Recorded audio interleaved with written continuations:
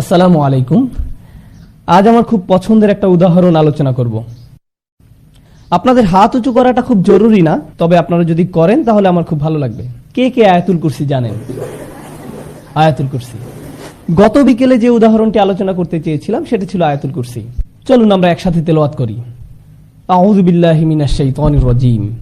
আল্লাহু লা ইলাহা ইল্লা হুয়াল হাইয়ুল কাইয়্যুম লা তাখুযুহু সিনাতুন ওয়ালা নাওম লাহু মা ফিস সামাওয়াতি ওয়া মা ফিল আরদ মান যাল্লাযী ইয়াশফা'ু 'ইনদাহু ইল্লা বিইযনিহি ইয়া'লামু মা বাইনা আইদিহিম ওয়া মা খালফাহুম ওয়া লা ইউহীতুনা বিশাইইন মিন 'ইলমিহি ইল্লা বিমা শা'a ওয়াসি'a কুরসিয়্যুহুস সামাওয়াতি ওয়াল আরদ ওয়া লা ইয়াউদুহু হিফযুহুমা ওয়া হুয়াল আলিয়্যুল আযীম।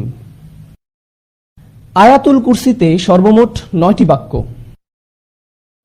আয়াতুল কুরসিতে 9টি বাক্য আমরা একটু দেখি। আল্লাহু লা ইলাহা ইল্লা হুয়াল হাইয়ুল কাইয়্যুম 1 নম্বর। লা তাখুযুহু সিনাতুন ওয়ালা নাওম 2 নম্বর। লাহু মা ফিস সামাওয়াতি ওয়া মা ফিল আরদ 3 নম্বর।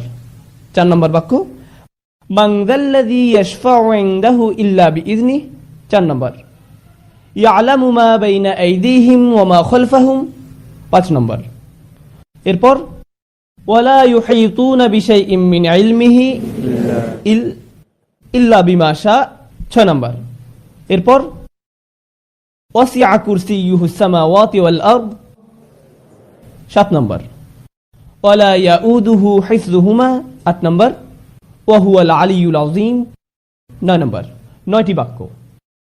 প্রথম বাক্য আল্লাহু লা ইলাহা ইল্লা হুয়াল হাইয়ুল কাইয়্যুম, একটা চমৎকার বাক্য যেটি শেষ হয়েছে